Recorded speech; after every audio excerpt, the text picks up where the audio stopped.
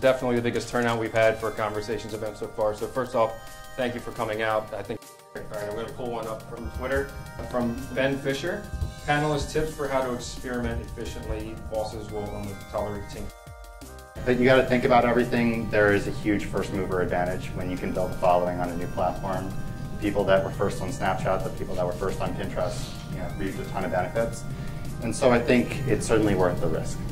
That is just such a valuable tool to be able to experiment, especially when they're early, because people are so much more forgiving. If you wait till like 6 months later, it'll be like everyone's at this level of professionalism and you're coming in with like just very experimental stuff. You know, one of the things I try and say to people is, just try it. Like, you don't have to ask for permission. If you're at an exciting place and you want to like live stream an interview or something, like get access.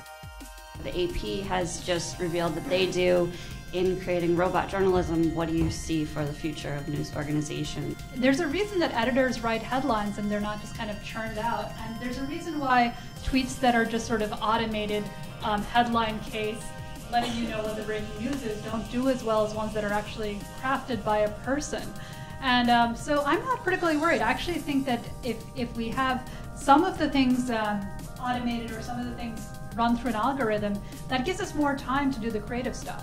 Users are savvier than we give them credit for, and I think there's a lot of talk in an echo chamber about millennials like weird news and they only like things that are optimistic, but like, when we publish real news, it gets real traction. So I think that there are hyper realized fears, but they're based on something actual in the society. I don't know if I agree with that. I think that these algorithms, especially as they've gotten smarter, are probably the best thing that's happened to niche content in a long time. If you go back to the days of the portal, the days of the homepage, you had a gatekeeper and you had editors that were selecting what you thought, what they thought you think would be important. I think they pick up on these same signals that Pete and all of us were talking about before. And they're serving you the content that ultimately is going to make you want to click, even if that's not what everyone else is talking about.